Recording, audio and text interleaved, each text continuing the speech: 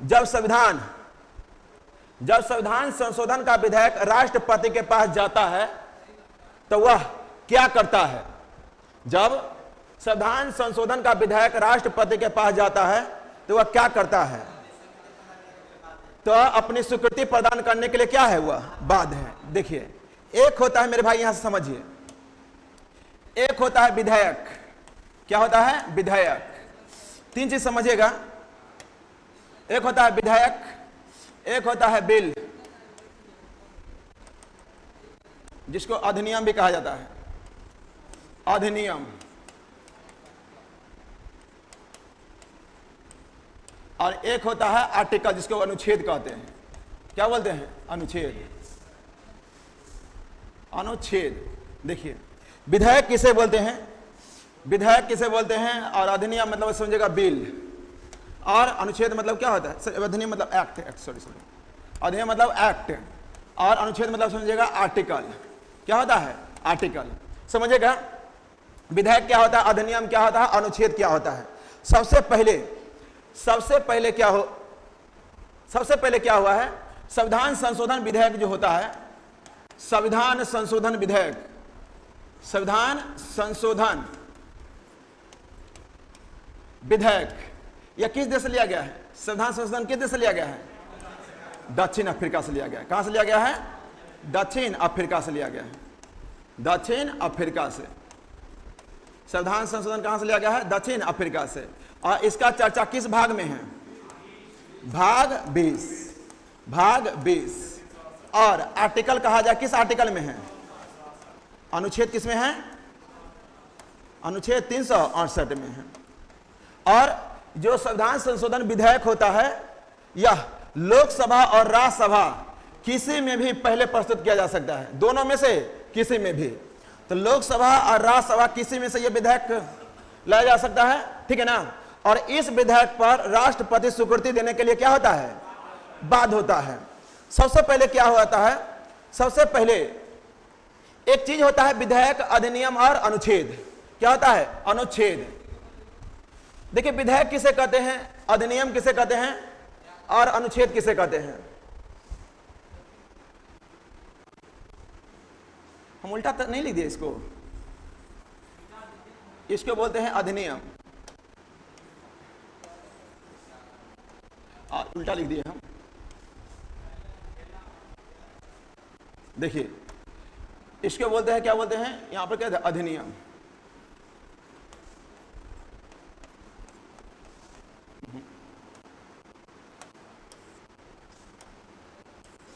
सही लिखे थे, सही लिखे थे भाई, सही लिखे थे। इसको क्या बोलते हैं? विधेयक। क्या बोलते हैं? विधेयक। विधेयक होता है और अधिनियम होता है। अधिनियम होता है। समझिए, देखिए, विधेयक किसे बोलते हैं, अधिनियम किसे बोलते हैं? सपोज कीजिए कोई लड़की का फोटो, ये मान लीजिए एगो नाम का लड़की है चंगू भगत। कौन है? चंगू भगत। चंगू भगत बहुत होनहार लड़का था, और होनहार होने के बाद 2 साल मतलब 1 साल जम के पढ़ाई किया और सरकारी नौकरी ले लिया, सरकारी बाबू बन गया। जैसे ही सरकारी बाबू बना तो उसको देखने के लिए, शादी ब्याह मतलब कराने के लिए लड़की का फोटो आने लगा घर में। किसका फोटो आने लगा? लड़की का।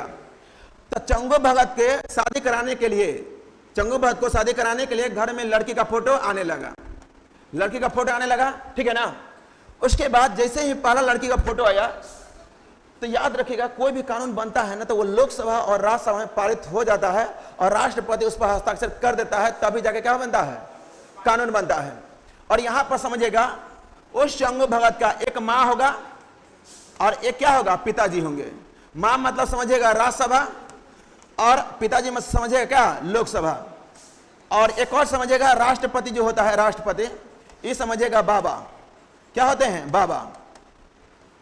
बाबा होते हैं, ठीक है ना। समझिए, मान लेते हैं चंगू भगत को शादी करने के लिए एक फोटो आया घर में। जैसे फोटो आया, चंगू भगत का पहले दिल गदगद हो गया, ठीक है ना। और यह लड़की का फोटो गया चंगू भगत के मां के पास, ठीक है ना। जैसे लड़का के मां के पास फोटो गया, तो लड़का के मां यहाँ क्या कहती है? सुना ना, लड़की पसंद नहीं किए, हमारा बेटा सरकारी नौकरी में है, दरोगा बाबू है, ठीक है ना, हमको चाहिए बहुत सुंदर, ठीक है ना, सुंदर लड़की चाहिए। तो यहां पर क्या हुआ? इसकी मां ने फोटो को रिजेक्ट कर दिया। उसके बाद एक और लड़की का फोटो आया, ठीक है ना, लड़की का एक और फोटो आया। और यह फोटो जब बहुत सुंदर फोटो आया तो लड़का के माँ के पास गया, तो यह फोटो लड़का के माँ के पसंद आ गया। तो लड़का के माँ ने इस फोटो को पास कर दिया और यह फोटो गया लड़का के पिताजी के पास। और लड़का के पिता के पास जैसे ही फोटो जाता है तो लड़का के पिताजी, लड़की का नाक है ना चपटा है, नेपाली जैसा लग रहा है, हमको पसंद नहीं किए, यहाँ से भी रिजेक्ट हो जाता है, ठीक है ना। उसके बाद तीसरा फोटो आता है, बड़ी खतरनाक। कैसा आता है? बड़ी खतरनाक फोटो आता है। और यह फोटो पीछे जाता है लड़का के माँ के पास। लड़का का माँ कहती है ओके बड़ी सुंदर, ये हमारी बहू बनने लायक है, ठीक है ना। लड़का के पिताजी के पास भी जाता है, फिर भी लड़का के पिताजी कहते ओके बड़ी सुंदर है, दहेज नहीं भी मिलेगा तो चलेगा, ठीक है ना। तो यहां पर जो विधायक आया, ये पहला विधायक था, ये क्या था? दूसरा, ठीक है ना। तो यह दोनों विधायक पहला दूसरा तो आ गया, क्या लोकसभा राज्यसभा इसको पारित किया है? नहीं किया है। जैसे ही तीसरा विधायक आया, यानी कि मान लो तीसरा फोटो आया, तो यहां पर राज्यसभा और लोकसभा क्या कर दिया? इसको पारित कर दिया है। जब राज्यसभा लोकसभा पारित कर देता है तब बाबा जी सुन के क्या करेंगे? घर में हमारे बेटी पुतों को पसंद है कि, ठीक है ना, तो हम लोग भी क्या करेंगे? ओके हमारी तरफ से है। तो यहां पर इस विधायक को राष्ट्रपति अनुमति देने के लिए क्या होंगे? बाद होंगे। क्या होंगे? बाद होंगे। तो यहां पर राष्ट्रपति भी फोटो क्या कर देंगे? ओके। जब कोई विधायक आता है, ठीक है ना, उसके बाद लोकसभा राज्यसभा में जाता है, तो लोकसभा राज्यसभा और राष्ट्रपति के हस्ताक्षर से वो विधायक को पारित कर दिया जाता है, तो वह विधायक क्या बन जाता है? अनुच्छेद बन जाता है। क्या बन जाता है? अनुच्छेद बन जाता है। बात ना बुझाया होगा आप लोग को। जैसे बहुत सारे, जैसे 127वां विधायक आया है, ठीक है ना, बाकी अधिनियम क्या आया है? 105 नहीं है, 105 बाकी विधायक क्या हो गया है? 127 है ना। तो 127 विधायक है, बाकी टोटल कितने पास हुए हैं? 105। कुछ 106 हो गया है। कुछ विधायक ऐसा है जो क्या कर दिया गया? राष्ट्रपति द्वारा से क्या कर दिया गया है, या लोकसभा राज्यसभा द्वारा क्या कर दिया गया? इसको निरस्त कर दिया गया है। उसी तरह यहां देख लीजिए, पहला विधायक दूसरा विधायक क्या कानून बना था? नहीं बना था। बाकी तीसरा विधायक में कानून बनकर तैयार हो गया। तो यहां पर ये जो अधिनियम हो जाएगा, पहला अधिनियम क्या हो जाएगा? पहला। ये 3 गो विधायक आया, क्या 2 गो विधायक पास हुआ था? नहीं। तो विधायक आया 3 गो, बाकी अधिनियम क्या हुआ? 1 गो। यही जाके जब लिखा जाता है संविधान में तो उसे क्या बोलते हैं? अनुच्छेद कहते हैं। क्या कहते हैं? अनुच्छेद। और इसी तरह राष्ट्रपति को एक संविधान संशोधन किया गया, 24वां संविधान संशोधन 1971। 24वां संविधान संशोधन 1971 के माध्यम से राष्ट्रपति को संविधान संशोधन को लेकर उस विधायक पर स्वीकृति देने के लिए बाध्य किया गया। स्वीकृति देने के लिए क्या कर दिया गया? बाध्य किया गया। क्या किया गया? बाध्य किया गया। मतलब क्या कहा जाता है? संविधान संशोधन को लेकर कोई विधायक आएगा, लोकसभा राज्यसभा जब पारित कर देगा, ठीक है ना, तो राष्ट्रपति को इस विधायक मतलब कहने वाला कानून क्या होता है? कानून। और उस कानून पर राष्ट्रपति को हस्ताक्षर करना अनिवार्य होगा। हस्ताक्षर करना अनिवार्य होगा। तो यह जो जोड़ा गया था 24वां संविधान संशोधन 1971, 24वां संविधान संशोधन 1971। और यह जो विधायक लाया जाता है, यह राष्ट्रपति के इस पर सहमति नहीं चाहिए। क्या राष्ट्रपति इस पर सहमति चाहिए? नहीं चाहिए, ठीक है ना। बाकी राष्ट्रपति को इस विधायक पर हस्ताक्षर करना अनिवार्य है। ना बुझाया कुछ, ठीक है ना। तो यहां पर हम यही कर रहे थे, कोई अधिनियम होता है, विधायक तो बहुत सारा आता है, बाकी कानून कुछ कम ही बनता है, ठीक है ना। और जब लोकसभा राज्यसभा पारित कर देता है और राष्ट्रपति को यह बनाया गया 24वां संविधान संशोधन 1971 के माध्यम से उस विधायक पर हस्ताक्षर करना ही पड़ेगा, ठीक है ना। तो यहां पर वही चीज कर रहे थे, ये जो है तो क्वेश्चन, जब संविधान संशोधन विधायक राष्ट्रपति के पास जाता है तो क्या वह विधायक को निरस्त कर देगा? क्या वह निरस्त कर देगा, या वापस भेज देगा, या वह अपने पास 6 महीना के लिए रख लेगा, या स्वीकृति देने के लिए बाध्य होगा? स्वीकृति देने के लिए बाध्य होगा। आइया जोड़ा गया था 24वां संविधान संशोधन 24वां संविधान संशोधन 1971, ये बिहार दरोगा पूछा हुआ क्वेश्चन है। ये 2021 का मेन से पूछा हुआ था और 2023 का सेकेंड शिफ्ट में यही क्वेश्चन पूछा हुआ था। जब राष्ट्रपति के पास संविधान संशोधन को लेकर कोई विधेयक आता है तो क्या उस विधेयक पर राष्ट्रपति हस्ताक्षर करने के लिए बाध्य होता है? होता है, सही बात है। भारत में नागरिक उड्डयन मंत्रालय द्वारा हाल ही में विमानन क्षेत्र में विनियमों को बढ़ावा देने के लिए कौन सा विधेयक पेश किया गया था? तो ये जो विधेयक पेश किया गया था, विमान मसौदा अधिनियम 2023, विमान मसौदा अधिनियम 2023। यह पहले जो अधिनियम था ना, ये 1934 का था। कब का था? 1934 का। और इसको बदल कर 2023 में विमान अधिनियम मसौदा तैयार किया गया 2023 में। अब विमान अधिनियम मंत्री कौन है? ज्योतिराज सिंधिया। कौन है? ज्योतिराज सिंधिया। तो विमान अधिनियम मंत्री कौन है? ज्योतिराज सिंधिया। आई पहला अधिनियम कब आया था? 1934।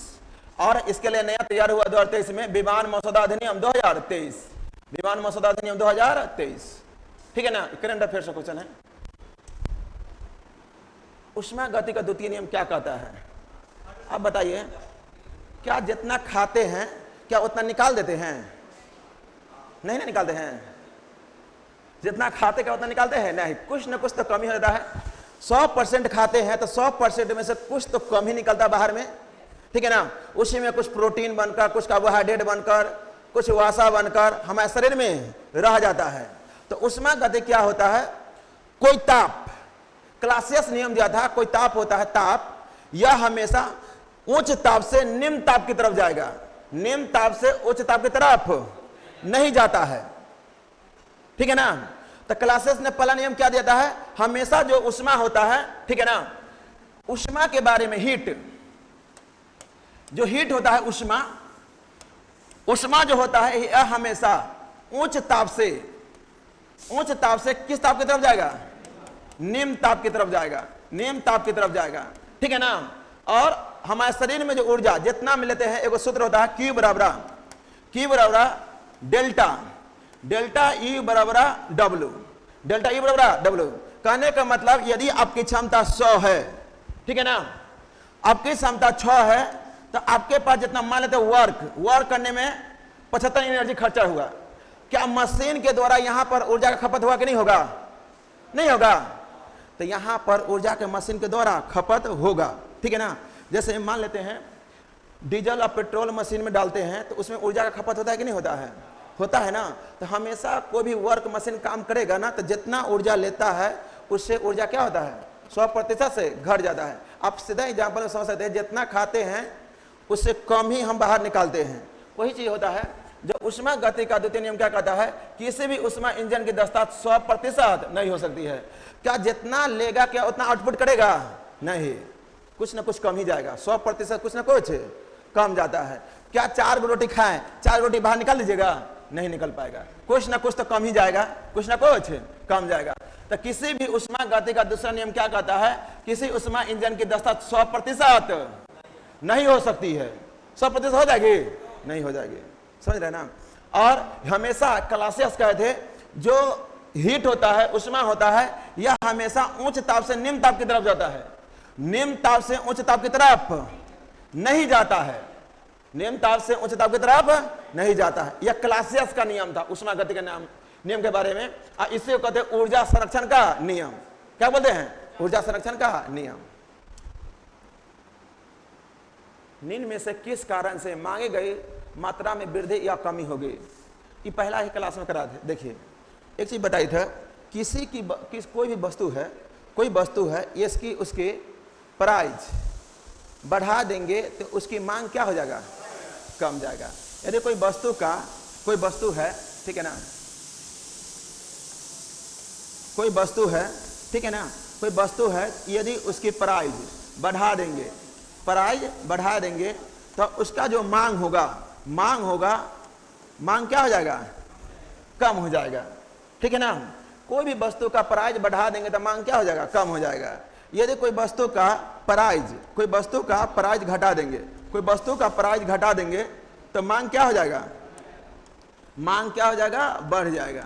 मांग बढ़ जाएगा। ठीक है ना? मांग क्या हो जाएगा? बढ़ जाएगा। तो तो वही जो होता है निम्नलिखित में से किस कारण से मांग गई वृद्धि या कमी होगा। तो संबंधित वस्तु के कीमत में परिवर्तन, यदि कीमत बढ़ा दीजिएगा तो मांग क्या हो जाएगा, कम हो जाएगा। यदि कीमत घटा दीजिएगा तो मांग क्या हो जाएगा, बढ़ जाएगा। क्या हो जाएगा, बढ़ जाएगा। जैसे मार्केट में आलू अभी मिलता है 40 रुपए किलो, ठीक है ना। जैसे आलू का रेट कल होकर 20 रुपए कर देगा तो मांग मार्केट में क्या हो जाएगा, बढ़ जाएगा। अभी जो लड़का खरीदता है 1 किलो, जैसे 20 रुपये 15 रुपये आलू होगा तो लड़का खरीदेगा 5 किलो आलू, नहीं खरीदेगा। तो 5 किलो आलू खरीदेगा तो मांग वहां बढ़ गया कि घट गया, बढ़ गया। जैसे आलू के रेट में प्राइस घटा तो आलू का डिमांड क्या हो गया, बढ़ गया। तो वस्तु की कीमत में जैसे ही परिवर्तन हुआ, यानी कि आलू की कीमत जैसे घटा तो मांग क्या हो गया, बढ़ गया। अब जैसे ही मांग, अब जैसे ही रेट घटा दिए, जैसे ही रेट बढ़ा दिए, माने 40 रुपए किलो है और 80 रुपए किलो कर दिए, तो वहां पर मांग क्या हो जाएगा, घट जाएगा, नहीं घटेगा, घट जाएगा, ठीक है ना। तो संबंधित वस्तु कीमत में परिवर्तन से होगा, संबंधित वस्तु कीमत में परिवर्तन से होगा। भारतीय संविधान का कौन सा अनुच्छेद राष्ट्रपति को जानकारी देने के संबंध में प्रधानमंत्री का कर्तव्य होता है, किसमें होता है, अनुच्छेद 78, अनुच्छेद 78। देखिए भारतीय संविधान के अनुच्छेद राष्ट्रपति की जानकारी देने का संबंध में प्रधानमंत्री का कर्तव्य होगा अनुच्छेद 78। देखिए ये पूरा आर्टिकल समझ लीजिए। सबसे पहले देखिए यहां से स्टार्ट है ना, आर्टिकल 52, 75, 76 सब समझ लीजिए। सबसे पहले जो देखिए ये कहां भाग रहा है, सबसे पहले समझिए जो संघ का चर्चा किया गया है। कब तक फॉर्म भरेगा यार।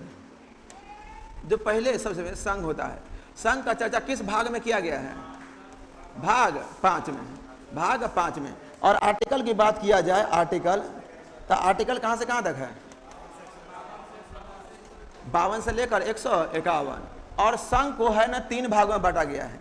कितने भाग में बांटा गया है, 3 भागों में बांटा गया है। संघ को कितने भाग में बांटा गया है, 3 भाग में। एक क्या होता है, कार्यपालिका, क्या होता है, कार्यपालिका। और एक क्या होता है, विधायिका होता है, क्या होता है, विधायिका। और एक क्या होता है, न्यायपालिका होता है, न्यायपालिका होता है।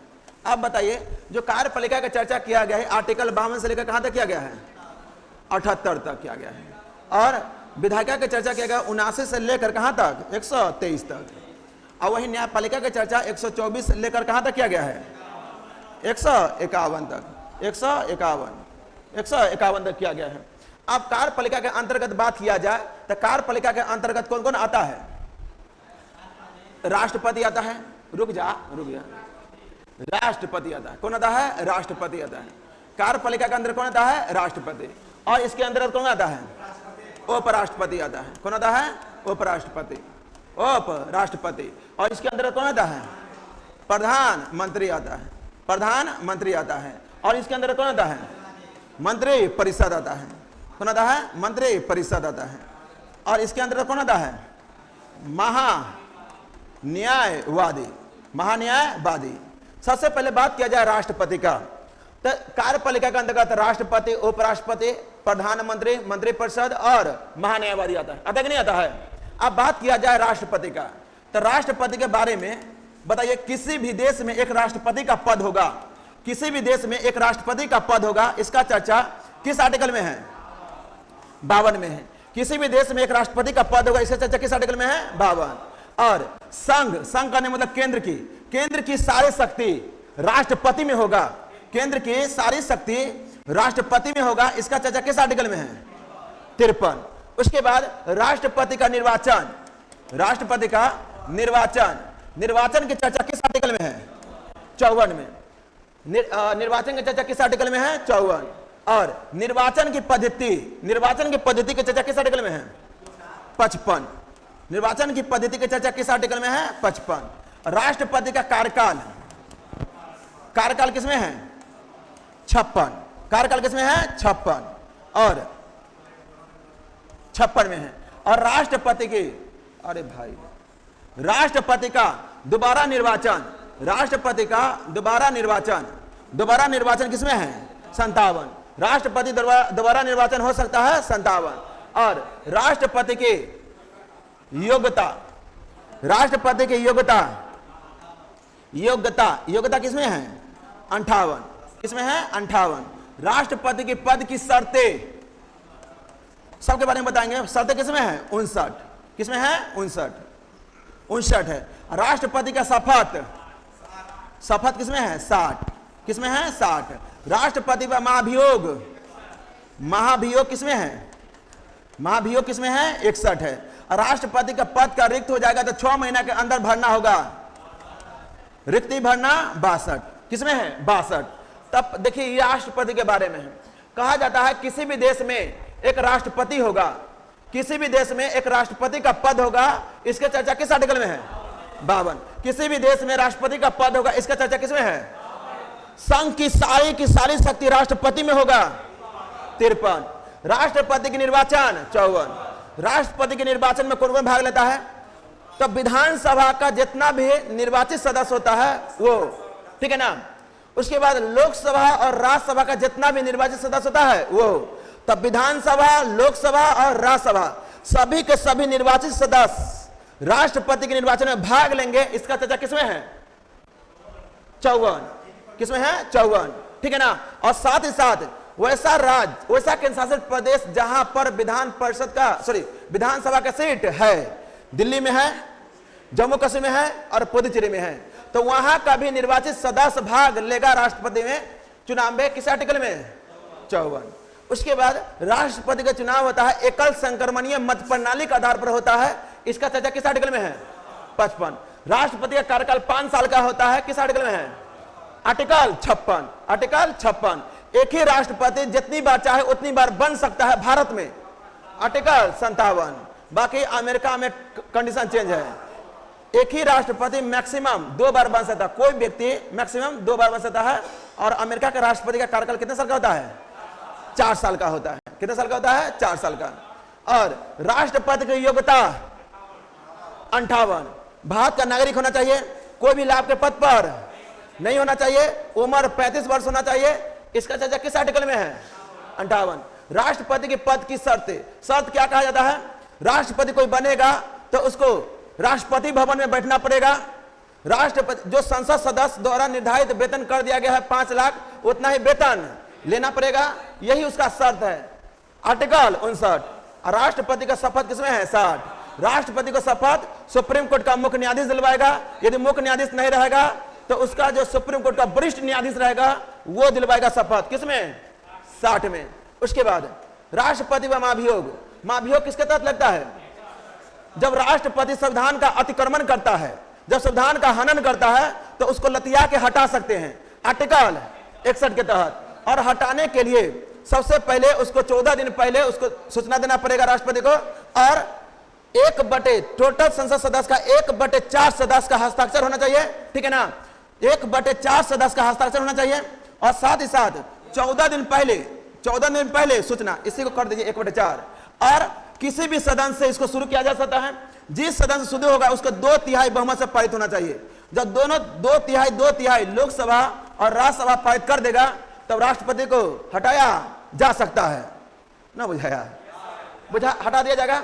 उसके बाद राष्ट्रपति का पद का रिक्ति, जब राष्ट्रपति मर गया है या त्यागपत्र दे दिया है, ठीक है ना, या महाभियोग के द्वारा हटा दिया गया है, तो राष्ट्रपति का चुनाव 6 महीने के अंदर करवा लिया जाएगा। इसका चर्चा किस आर्टिकल में है?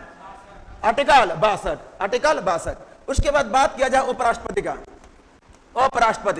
उपराष्ट्रपति का चर्चा जो किया गया है उपराष्ट्रपति में, तो उपराष्ट्रपति का पद होगा आर्टिकल 63 में। आर्टिकल 63। उसके बाद उपराष्ट्रपति राज्यसभा का पदेन सभापति होगा। उपराष्ट्रपति राज्यसभा का पदेन सभापति होगा। इसका चर्चा किसमें है? 64। उपराष्ट्रपति राज्यसभा का पदेन सभापति होगा। इसका चर्चा 64। उसके बाद उपराष्ट्रपति जब देश में राष्ट्रपति नहीं रहे तो उसका कर्तव्यों का निर्वहन उपराष्ट्रपति करेगा। इसका चर्चा किसमें है?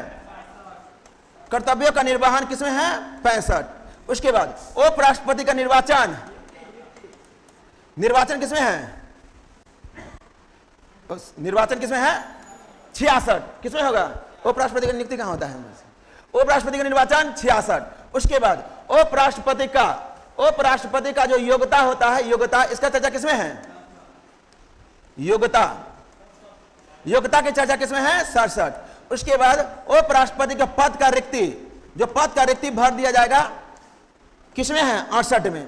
जब उपराष्ट्रपति होता है ना, तो उपराष्ट्रपति का पद खाली रहेगा तो कोई फर्क नहीं पड़ेगा। बाकी राष्ट्रपति का पद एक सेकंड के लिए खाली नहीं हो सकता है। ऐसा एक बार हुआ था 1967 ईस्वी में। 1967 से 69 में जाकिर हुसैन कार्यकाल था, और प्रथम वो मुस्लिम व्यक्ति थे राष्ट्रपति बनने वाला, अपने पद के दौरान मर गए थे। और उस टाइम में जो देश का उपराष्ट्रपति के तौर पर था वो बीबी गिरी थे। तो जब जाकिर हुसैन इधर से मर गए तो उसके जगह बीबी गिरी आके राष्ट्रपति का पद संभाल लिए। आज जब उसी टाइम में राष्ट्रपति का चुनाव करवा लिया गया तो बीबी गिरी क्या करे? त्याग पद देके आज चुनाव में कूद पड़े, ठीक है ना। तो क्या राष्ट्रपति का पद एक सेकंड के लिए खाली हो सकता है? नहीं हो सकता है। तो उस टाइम में देश का सुप्रीम कोर्ट का जो मुख्य न्यायाधीश हुआ करता था एमडी हिदायतुल्लाह, तो एमडी हिदायतुल्लाह करवाहक राष्ट्रपति बन गए, ठीक है ना। करवाहक राष्ट्रपति बन गए थे, ठीक है। तो वहां पर क्या हुआ था, इस समय में क्या उपराष्ट्रपति का पद जो खाली था तो क्या उसको चुनाव में भरा जा सकता है? नहीं। उपराष्ट्रपति का पद खाली भी रहेगा तो कोई फर्क नहीं पड़ता है। बाकी इसका क्या होता है? हाँ, योग्यता होता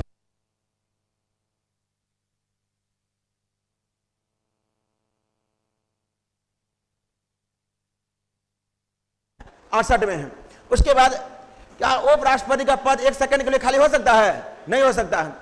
तो यहां पर उपराष्ट्रपति को 6 महीना के अंदर चुनाव करके भराया जा सकता है। उसके बाद उपराष्ट्रपति का जो शपथ होता है, उपराष्ट्रपति का जो शपथ होता है, इसका चर्चा किसमें है? 69 में है। उपराष्ट्रपति का जो शपथ होता है किसमें है? 69 में है। देखिए, उपराष्ट्रपति का पद 63। उपराष्ट्रपति राज्यसभा का पदेन सभापति होगा 64। उपराष्ट्रपति जब राष्ट्रपति ने रहे तो उपराष्ट्रपति राष्ट्रपति के कर्तव्य का पालन करेगा किसमें है? 65। उपराष्ट्रपति का निर्वाचन 66। उपराष्ट्रपति का कार्यकाल 67। उपराष्ट्रपति का पद का रिक्ति 68। उपराष्ट्रपति का शपथ 70। किसमें है? 70, सॉरी 69 में है। किसमें है? 69। आर्टिकल 70 क्या कहता है समझिए। आर्टिकल 70 क्या कहता है? जब देश में राष्ट्रपति नहीं रहे, जब देश में राष्ट्रपति नहीं रहे और उपराष्ट्रपति भी नहीं रहे, जब देश में राष्ट्रपति और उपराष्ट्रपति नहीं रहे, तो इसके जगह विशेष परिस्थिति में सुप्रीम कोर्ट का मुख्य न्यायाधीश, सुप्रीम कोर्ट का मुख्य न्यायाधीश राष्ट्रपति के कर्तव्य का पालन करेंगे। इसका चर्चा किस आर्टिकल में है? 70 में है। किसमें है? 70 में। उसके बाद आर्टिकल 71 क्या कहता है? आर्टिकल 71 कहता है जब राष्ट्रपति और उपराष्ट्रपति का चुनाव में कोई विवाद उत्पन्न हो जाता है, जब राष्ट्रपति उपराष्ट्रपति के चुनाव में कोई विवाद उत्पन्न हो जाता है तो इसका निपटारा सुप्रीम कोर्ट करेगा। इसका किस आर्टिकल में चर्चा है? 71। जब राष्ट्रपति उपराष्ट्रपति के चुनाव में कोई विवाद उत्पन्न हो जाता है तो इसका निपटारा सुप्रीम कोर्ट करेगा। किस आर्टिकल में है? 71। आर्टिकल 72 कहता है राष्ट्रपति का क्षमा। आर्टिकल 72 क्या है? राष्ट्रपति की क्षमा। और आर्टिकल 73 क्या कहता है? आर्टिकल संघ की कार्यपालिका का विस्तार। संघ की कार्यपालिका का विस्तार। संघ के कार्यपालिका का विस्तार। कार्यपालिका का विस्तार। संघ की कार्यपालिका का विस्तार। संघ की कार्यपालिका का विस्तार। उसके बाद आर्टिकल 74, यहां 74, 75, 76 समझिए। आर्टिकल 74 क्या कहता है? बहुत भागी ऊपर। अब देखिए, रुक जा बैठते देखिए। देखिए आर्टिकल 74 क्या कहता है? आर्टिकल 74 क्या कहता है? राष्ट्रपति को सुझाव देने के लिए, राष्ट्रपति को सुझाव देने के लिए मंत्री परिषद होगा। मंत्री परिषद होगा और मंत्री परिषद का जो मुखिया होगा, मंत्री परिषद का जो मुखिया होगा वह प्रधानमंत्री होगा। कौन होगा? प्रधानमंत्री होगा। कौन होगा? प्रधानमंत्री। तो राष्ट्रपति को सहायता और सलाह देने के लिए, राष्ट्रपति को सहायता और सलाह देने के लिए मंत्री परिषद होगा और उस मंत्री परिषद का जो मुखिया होगा प्रधानमंत्री होगा। इसका चर्चा किस आर्टिकल में है? आर्टिकल 74। और आर्टिकल 75 क्या कहता है? आर्टिकल 75 के 5 बात है। कितने बात है? 5। पहला बात 75 के 1 क्या कहता है? प्रधानमंत्री और मंत्री परिषद, मंत्री परिषद, प्रधानमंत्री और मंत्री परिषद, प्रधानमंत्री और मंत्री परिषद, प्रधानमंत्री की नियुक्ति भारत के राष्ट्रपति करेंगे, भारत के राष्ट्रपति करेंगे, भारत के राष्ट्रपति करेंगे। प्रधानमंत्री की नियुक्ति भारत के राष्ट्रपति करेंगे और प्रधानमंत्री के सलाह पर मंत्रिपरिषद का भी नियुक्ति भारत के राष्ट्रपति करेंगे। इसका चर्चा किस आर्टिकल में है? 75 के 1। 75 के 2 क्या कहता है? 75 के 2 क्या कहा जाता है? 75 के 2 के तहत जो मंत्रिपरिषद प्रधानमंत्री होता है या राष्ट्रपति का प्रसाद प्रयत्न होगा। जो मंत्रिपरिषद होता है और प्रधानमंत्री होता है या राष्ट्रपति का प्रसाद प्रयत्न होता है, प्रसाद प्रयत्न होता है। इसका चर्चा किस आर्टिकल में है? 75 के 2। 75 के 2। उसके बाद 75 के 3 क्या कहता है? 75 के 3 कहता है कि जितना भी मंत्रिपरिषद है, मंत्रिपरिषद वह लोकसभा के प्रति उत्तरदायी होगा, लोकसभा के प्रति उत्तरदायी होगा। इसका चर्चा किस आर्टिकल में? 75 के 3। जो मंत्रिपरिषद होता है वह सामूहिक रूप से लोकसभा के प्रति जवाबदेह होगा। इसका चर्चा किस आर्टिकल में है? 75 के 3। उसके बाद 75 के 4 क्या कहता है? प्रधानमंत्री और मंत्रिपरिषद का शपथ भारत के राष्ट्रपति दिलवाएंगे। प्रधानमंत्री और मंत्रिपरिषद का शपथ भारत के राष्ट्रपति दिलवाएंगे। इसका चर्चा किसमें है? 75 के 4। 75 के 5 क्या कहता है? 75 के 5 कहता है जब कोई मंत्री किसी भी सदन का सदस्य नहीं है, यदि वह मंत्री बन गया है तो उसको 6 महीना के अंदर किसी भी सदन का सदस्यता लेना पड़ेगा। किसी भी सदन का सदस्यता लेना पड़ेगा 6 महीना के अंदर। 6 महीना के अंदर किसी भी सदन का सदस्यता लेना पड़ेगा। इसका चर्चा किसमें है? 75 के 5। 75 के 5। 75 में 5 के बाद प्रधानमंत्री और प्रधानमंत्री के सलाह पर मंत्रिपरिषद का नियुक्ति भारत के राष्ट्रपति करेगा। इसका किस आर्टिकल में है? 75 के 1। और जो प्रधानमंत्री मंत्रिपरिषद होता है यह राष्ट्रपति का प्रसाद प्रयत्न होगा। किसमें है? 75 के 2। उसके बाद मंत्रिपरिषद सामूहिक रूप से लोकसभा के प्रति जवाबदेह होगा। 75 के 3। उसके बाद प्रधानमंत्री और मंत्रिपरिषद का शपथ भारत के राष्ट्रपति दिलवाएंगे। 75 के 4। उसके बाद यदि कोई मंत्री बिना किसी सदन का सदस्यता लेते हुए कोई मंत्री बन जाता है तो 6 महीना के अंदर उस सदन का सदस्यता लेना पड़ेगा। किसमें है? 75 के 5। उसके बाद 76 क्या कहता है? 76 में भारत का जो कानून मंत्री होगा वह महान्यायवादी होगा। कौन होगा? महान्यायवादी होगा। महान्यायवादी होगा। महान्यायवादी होगा। किसमें है? 76। और आर्टिकल 77 क्या कहता है? इसका जो 77 में है भारत का कार्य का संचालन है। भारत सरकार का कार्य का संचालन, भारत सरकार का कार्य का संचालन, भारत सरकार कार्य का संचालन। वही बात किया जाए 78 का, ठीक है ना? तो 78 क्या कहता है? राष्ट्रपति और मंत्रिपरिषद, राष्ट्रपति और मंत्रिपरिषद योजक कड़ी के रूप में, राष्ट्रपति और मंत्रिपरिषद के योजक कड़ी के रूप में प्रधानमंत्री काम करेगा। कौन काम करेगा? प्रधानमंत्री काम करेगा। प्रधानमंत्री काम करेगा। यानी कि मंत्रिपरिषद को कोई बात कहना होगा, यदि राष्ट्रपति को मंत्रिपरिषद को कोई बात कहना होगा तो पहले किसको कहेगा? प्रधानमंत्री को। यदि मंत्रिपरिषद को राष्ट्रपति को कोई बात कहना होगा तो पहले किसको कहेगा? प्रधानमंत्री को। तो यानी कि राष्ट्रपति और मंत्रिपरिषद में, राष्ट्रपति और मंत्रिपरिषद का योजक कड़ी के रूप में प्रधानमंत्री काम करेगा। इसका चर्चा किस आर्टिकल में है? आर्टिकल 78। आर्टिकल 78। और 79 में क्या है? संसद। 79 में क्या है? संसद। 79 में संसद। और 80 में क्या है? 80 में राज्यसभा। 80 में क्या है? राज्यसभा। और 81 में क्या है? लोकसभा। 81 में क्या है? लोकसभा। क्या है? लोकसभा। और 82 में पुनः जनगणना के पश्चात पुनः संयोजन। 83 में अवधि। 83 में क्या है? अवधि। 84 में क्या है? योग्यता। मंत्रिपरिषद क्या है? योग्यता। 85 में है सत्र सत्रावसान और विघटन। सत्र सत्रावसान और विघटन। एक बार रिवीजन करिए शुरू से, कुछ ज्यादा हो गया। यहां से बाहर एक क्वेश्चन पक्का यहां से वो करेगा। जो लिखवा है ना, ये वो फिक्स हर एग्जाम में यहां से आता ही आता है, ये वो पक्का आता है यहां से। मतलब देश के अंदर कार्य का संचालन करेगा मंत्रिपरिषद, राष्ट्रपति सब मिलकर देश का कार्य का संचालन करेगा। राष्ट्रपति, प्रधानमंत्री सब मिलकर। बताइए संघ का चर्चा किस भाग में है? संघ का चर्चा किस भाग में है? 5। और आर्टिकल की चर्चा कहां से कहां तक? 52 से 151। संघ कितने भाग में बटा गया है? 3। 151 है, 151 है ना ये, ठीक है ना?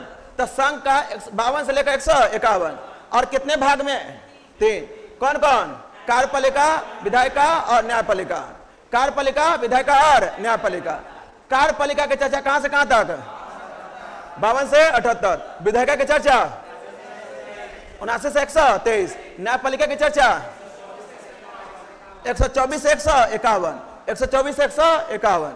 उसके बाद कार्यपालिका के अंतर्गत कौन आता है? महान्यायवादी, राष्ट्रपति, उपराष्ट्रपति, प्रधानमंत्री, मंत्रिपरिषद और महान्यायवादी, इस सब का चर्चा कर दिए हैं। और विधायिका के अंतर्गत आता है संसद। कौन आता है? संसद। और इसके अंतर्गत आता है सुप्रीम कोर्ट और सीएजी। क्वेश्चन यही पूछा था दरोगा का फर्स्ट शिफ्ट में, सीएजी किसके अंतर्गत आता है? कार्यपालिका, विधायिका और न्यायपालिका। किसके अंतर्गत आएगा? न्यायपालिका। नियंत्रक और महालेखा परीक्षक न्यायपालिका के अंतर्गत आता है। उसके बाद देखिए, बताइए राष्ट्रपति। राष्ट्रपति, देश में एक राष्ट्रपति होगा, इसका चर्चा किस आर्टिकल में है? देश में एक राष्ट्रपति होगा 52। संघ की सारी शक्ति राष्ट्रपति में होगा 53। राष्ट्रपति की निर्वाचन, राष्ट्रपति का निर्वाचन एकल संक्रमणीय मत प्रणाली के आधार पर होगा।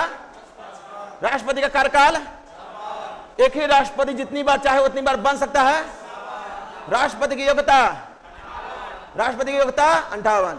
राष्ट्रपति की शपथ 60 और शर्तें, राष्ट्रपति पर महाभियोग लगाने के लिए उस सदन में लगभग 1/4 सदस्य का हस्ताक्षर होना चाहिए और इसकी सूचना 14 दिन पहले होनी चाहिए।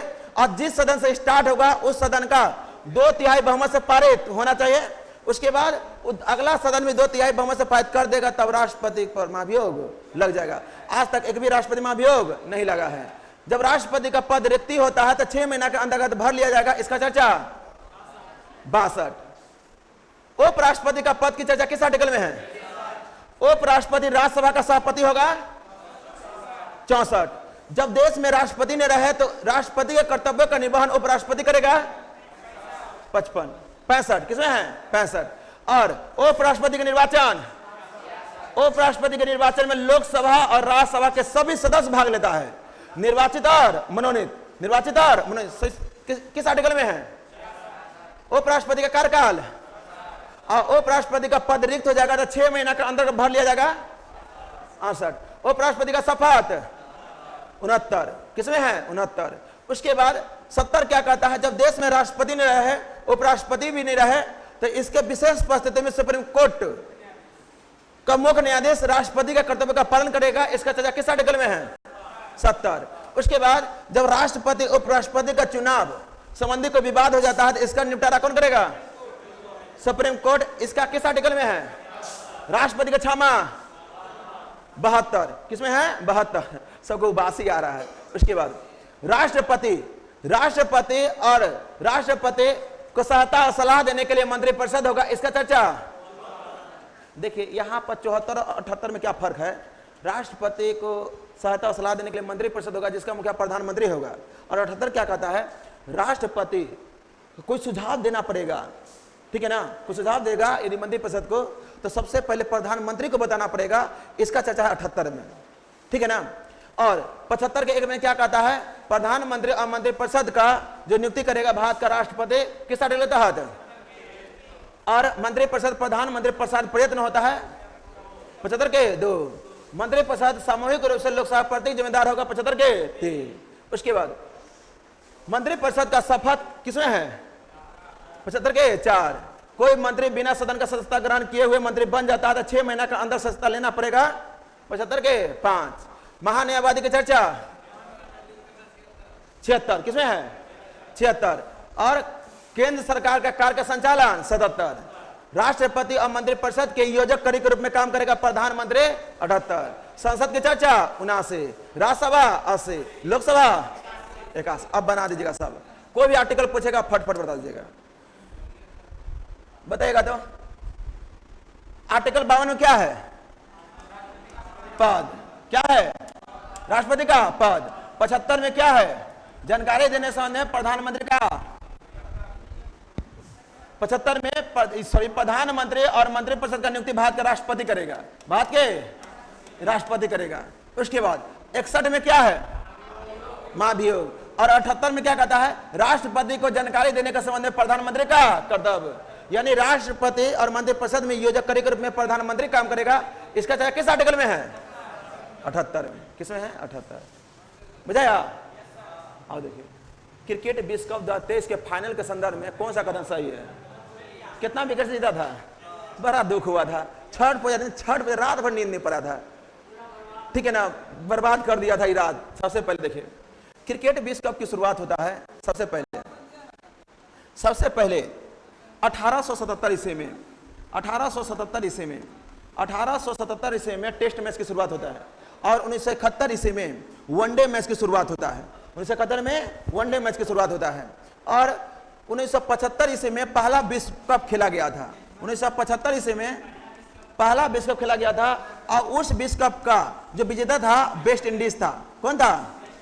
वेस्ट इंडीज था, वेस्ट इंडीज। और इसके 4 साल पर विश्व कप का आयोजन होता है। सेकेंड का विजेता कौन था? West Indies. और फिर इसके 4 साल के बाद 1983 का जो विजेता था, 1983 का विजेता था वो कौन था? भारत। कौन था? भारत। कौन था? भारत। और वो किसको हराया था? वेस्ट इंडीज को ही हराया था। किसको हराया था? वेस्ट इंडीज को ही हराया था। और 1983 के बाद अगला जो वर्ल्ड कप होता है 1987 ईस्वी में, 1987 का जो वर्ल्ड कप होता है उसका जो विजेता था ऑस्ट्रेलिया था। कौन था? ऑस्ट्रेलिया। और ऑस्ट्रेलिया 2023 ईस्वी तक लगभग 6 बार जीत चुका है। कितने बार? 6 बार। 1987, उसके बाद 1999, 2003, 2007, 2015, 2023 ऑस्ट्रेलिया जो विजेता रहा है यही 6 बार रहा है। कितने बार रहा है? 6 बार। 6 बार। 1987, 1999, 2003, 2007, 2015, 2023। वहीं भारत की बात किया जाए तो भारत विश्व कप 2 बार जीता हुआ है, 1983 और 2011। पहले 1987 से पहले जो वर्ल्ड कप होता था वह 60 ओवर का हुआ करता था। कितने ओवर का? 60 ओवर का। भारत ही एकमात्र ऐसा देश है जो सभी वर्ल्ड कप जीता हुआ है। भारत ही एकमात्र ऐसा देश है जो 60 ओवर का मैच, 50 ओवर का वर्ल्ड कप और 20 ओवर का वर्ल्ड कप सभी मैच जीता हुआ है। कौन देश है? भारत। भारत जो 1983 का जो वर्ल्ड कप हो रहा था उस टाइम में कितना ओवर का था? 60 ओवर का था। 2011 का वर्ल्ड कप कितना ओवर का था? और 2024 में 2024 का जो वर्ल्ड कप जीता भारत वो कितना ओवर का था? 20 ओवर का था। कितना ओवर का था? 20 ओवर का था। और 2007 में भी जीता था। कितना ओवर का था? 20 ओवर का। 2013 में जो चैंपियन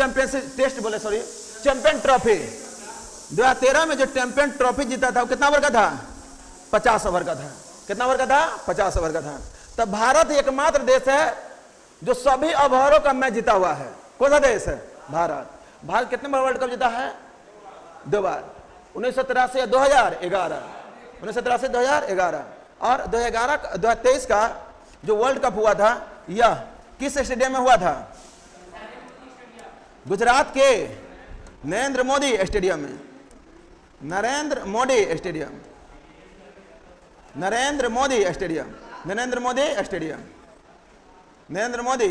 भाई तरीके भाई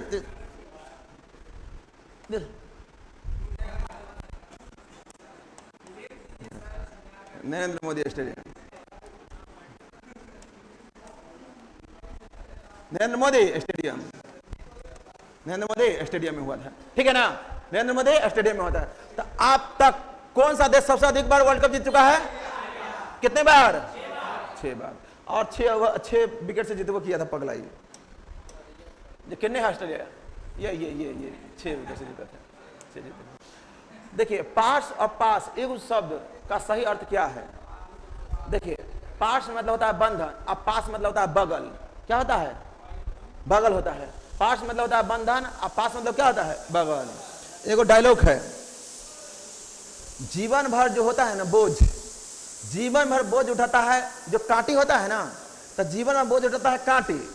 बाकी लोग हमेशा तारीफ किसका करता है? फोटो का तारीफ करता है। फोटो ठीक है ना? जीवन भर जो बोझ है उस फोटो का वो कांटे उठा रहा है। ठीक है ना? बाकी लोग तारीफ किसका करता है?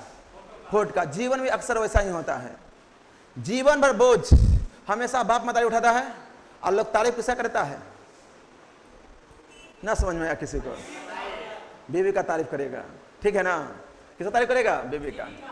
अब देखिए, तो पास पास एक संबंधी सही अर्थ क्या होता है? बंधन और बगल। क्या होता है? बंधन और बगल। किस शहर ने 15वें ब्रिक्स शिखर सम्मेलन 2023 की मेजबानी की है? 2023 में कहाँ हुआ था? वह कहाँ हुआ था? डरबन में हुआ था। कहाँ हुआ था? डरबन में। देखिए, जो ब्रिक्स होता है ना, ब्रिक्स, जो ब्रिक्स होता है ना, ब्रिक्स, देखिए पहले जो एक देश हुआ करता था जिसका नाम था, देश था ब्रिक। क्या था? BRIC। इस ब्रिक का जो स्थापना हुआ था 2009 ईस्वी में हुआ था। 2009 में हुआ था। जो ब्रिक का स्थापना हुआ था, कब हुआ था? 2009 में हुआ था। और इस ब्रिक का जो पहला सम्मेलन, पहला बैठक हुआ था, वह रूस के एकटेनबर्ग में हुआ था। रूस के एकटेनबर्ग में हुआ था। और जब 2010 में इसका जब पहला बैठक, 2010 में जब इसका बैठक ब्राजीलिया में हुआ था, तब ब्राजीलिया में जब बैठक हुआ तो इस बैठक में दक्षिण अफ्रीका को शामिल करने की बात कहा गया। किसको बात कहा गया? दक्षिण अफ्रीका को शामिल करने की बात कहा गया था। दक्षिण अफ्रीका को। अब जैसे ही दक्षिण अफ्रीका को शामिल करने की बात कहा गया तो दक्षिण अफ्रीका शामिल कर भी लिया गया। और 2011 का जो बीजिंग में बैठक होता है, तो इस बैठक में दक्षिण अफ्रीका भी भाग लेता है। इस बैठक में भाग लेता है, दक्षिण अफ्रीका भी भाग लेता है, ठीक है ना। तो उस 2011 से 5 देश इसमें हो जाता है। कितना देश होता है? आज आप लोग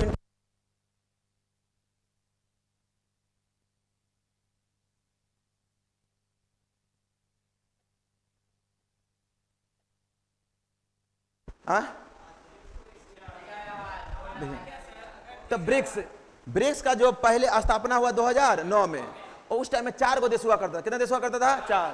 बी से होता है ब्राजील। बी से क्या होता है? बी से ब्राजील। और 8 से होता है रूस। 8 से रूस। आई से इंडिया। और सी से चीन। और 2010 का जो बैठक हुआ ब्राजीलिया में, तो कहा गया क्या? इसमें दक्षिण अफ्रीका को भी शामिल कर लिया जाना चाहिए। और 2011 के जो बीजिंग में बैठक हुआ, इसमें दक्षिण अफ्रीका भी शामिल हो गया। तब से कितना देश शामिल हो गया है? 5। कितना देश हो गया है? 5। अब 20 संगठन का 5 देश ने मिलकर कहा था हम 5 बार चलाएंगे। क्या चलाएंगे? 5 बार होता है रेट। क्या होता है? रेट यानी मुद्रा होता है। ब्राजील का जो मुद्रा का नाम है रियाल है। क्या है? रियाल। ब्राजील का मुद्रा का नाम क्या है? रियाल। वही रूस की मुद्रा का नाम है रूबल। क्या नाम है? रूबल। वही इंडिया का मुद्रा का नाम है रुपया। क्या है? रुपया। चीन का मुद्रा का नाम है रेमेनबी। क्या है? रेमेनबी। रेमेनबी है। क्या है? रेमेनबी। और दक्षिण अफ्रीका का मुद्रा का नाम है रैंड। क्या है? रैंड। तो ये आर हुआ, रेमेनबी आर हुआ, रूबल आर हुआ, और ब्राजील का रियाल में आर हुआ, और इंडिया का रुपया में भी आर हुआ। तब कौन सा संगठन मिलकर 5 बार चलाता है? ब्रिक्स। कौन चलाता है? ब्रिक्स। तो 5 बार कौन संगठन चलाता है? ब्रिक्स। और यही ब्रिक्स ने मिलकर 2014 ईस्वी में ब्रिक्स के लिए एक नया बैंक का स्थापना किया था, एनडीबी का, new development bank. New development bank. और इसका जो मुख्यालय रखा गया था वो संघाई रखा गया था। कहां रखा गया था? संघाई। कहां रखा गया था? संघाई। पर 2024 ईस्वी में, 2023 में, 23 के लास्ट में, 2023 ईस्वी में इसमें 5 गो देश और शामिल कर लिया गया। 2023 ईस्वी में इसे 5 गो देश और शामिल कर लिया गया। एक था मेरे भाई सऊदी अरब। कौन था? सऊदी अरब। कौन था? सऊदी अरब। एक और नया देश इसमें शामिल कर लिया गया, मिस्र। किसको शामिल किया गया? मिस्र। उसके बाद शामिल किया गया ईरान को। किसको शामिल किया गया? ईरान। और एक और देश शामिल किया गया, इथोपिया। कौन शामिल किया गया? इथोपिया। एक और देश शामिल हुआ था, संयुक्त अरब अमीरात। संयुक्त अरब अमीरात। और सऊदी अरब का भी मुद्रा का नाम क्या है? रियाल। क्या नाम है? रियाल। मिस्र का मुद्रा का नाम है पाउंड। क्या है? पाउंड। ईरान का मुद्रा का नाम क्या है? रियाल। इसको मारेंगे एक दिन बढ़िया से। रियाल। उसके बाद इथोपिया का मुद्रा का नाम है बीर। क्या नाम है? बीर। उसके बाद संयुक्त अरब अमीरात के मुद्रा का नाम है, यह बिहार एसएससी में पूछा हुआ था, बिहार एसएससी जो हुआ था ना, इसका मुद्रा का नाम है दिरहम। क्या है? दिरहम। क्या है? दिरहम। जो सऊदी अरब की राजधानी कहाँ है? रियाद। मिस्र की राजधानी काहिरा, ईरान की राजधानी तेहरान, इथियोपिया की राजधानी आदिस अबाबा, कहाँ है? आदिस अबाबा। और संयुक्त अरब अमीरात की राजधानी, संयुक्त अरब अमीरात की राजधानी कहाँ है? कहाँ है? अबू धाबी है। दुबई बहुत बड़ा शहर है, बाकी उसका जो राजधानी है ना अबू धाबी है। तो संयुक्त अरब अमीरात की राजधानी है अबू धाबी, करेंसी क्या है? दिरहम। इथियोपिया की राजधानी कहाँ है? आदिस अबाबा, मुद्रा बीर। ईरान की राजधानी तेहरान, मुद्रा रियाल। मिस्र की राजधानी काहिरा, मुद्रा पाउंड। सऊदी अरब की राजधानी कहाँ है? रियाद, अब मुद्रा क्या है? रियाल। तो 5 गो यह देश, और ब से बी से ब्राजील, आर से रूस, आई से इंडिया, सी से चाइना और ए से साउथ अफ्रीका। अब 5 गो देश टोटल। वर्तमान में ब्रिक्स में कितना देश हो गया है? 10 देश हो गया है। कितना हो गया है? 10। अर्जेंटीना क्या कर दिया है? निरस्त कर दिया। मैंने खुद कहा है हम ब्रिक्स में शामिल नहीं होंगे, वो हट गया है। ठीक है, तो बताइएगा तो किस शहर देश में हुआ था? डरबन में हुआ था। हाँ, क्या बोले? प्रिटोरिया, ठीक है ना। दक्षिण में जो राजधानी है ना प्रिटोरिया है, ठीक है ना। हाँ 3 है, उसका न्यायिक जो राजधानी है ना डरबन है, ठीक है ना। डरबन में राजधानी न्यायिक राजधानी। उसके बाद देखिए पॉलीसाइथेमिया में किस प्रकार की कोशिका की संख्या अधिकाधिक हो जाती है? किसका होता है जानते हैं? हाँ,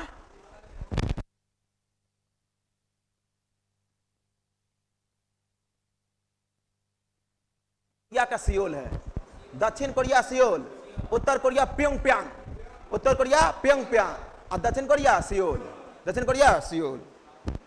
कोई देश का पूछना पूछिए। 205 देश के याद कर लिए। हाँ 205 देश याद है। ये सब को 2021 में रटवाए थे, ठीक है ना। केन्या के नैरोबी है, केन्या के नैरोबी। और देखिए जो पॉलीसाइथेमिया किस प्रकार की कोशिकाओं की संख्या का अधिकाधिक हो जाती है? जो पॉलीसाइथेमिया होता है किसका होता है? न्यूट्रोफिल्स होता है। क्या होता है? न्यूट्रोफिल्स। देखिए देखिए देखिए देखिए एक चीज, सॉरी इथेरोसाइट होगा। क्या होगा? इथेरोसाइट। जो पॉलीसाइथेमिया जो होता है ना, यह किस प्रकार कोशिका किस प्रकार की संख्या का अधिकाधिक हो जाती है? इरिथ्रोसाइट। जब शरीर में आरबीसी की संख्या जब बढ़ जाती है, अब आरबीसी का बायोलॉजिकल नेम क्या होता है? इरिथ्रोसाइट होता है। और जब शरीर में आरबीसी की संख्या बढ़ जाएगी तो आपको रक्त कैंसर हो जाएगा। कौन सा कैंसर होगा? रक्त कैंसर। जैसे देखिए, आप देखिए जो हमारा ब्लड होता है, जो हमारा एक चीज होता है, जो रक्त होता है, रक्त के 2 भाग होते हैं। रक्त कितने भाग होते हैं? 2 भाग। एक होता है प्लाज्मा। क्या होता है? प्लाज्मा। और एक होता है रुधिराणु। क्या होता है? रुधिराणु। क्या होता है? रुधिराणु। जो रुधिराणु होता है ना, इसको 3 भाग होते हैं। कितने भाग होते हैं? 3 भाग होते हैं। 3 भाग होते हैं। रुधिराणु कितने भाग होते हैं? एक होता है आरबीसी। क्या होता है? आरबीसी। एक होता है डब्ल्यूबीसी, और एक क्या होता है? प्लेटलेट्स होता है। क्या होता है? प्लेटलेट्स। और जो प्लाज्मा होता है हमारे शरीर में लगभग 55% हिस्सा में क्या होता है? प्लाज्मा होता है। इसी में होता है फाइब्रिनोजेन। क्या होता है? फाइब्रिनोजेन। और हेपेरिन जो होता है, ये सब किसमें होता है?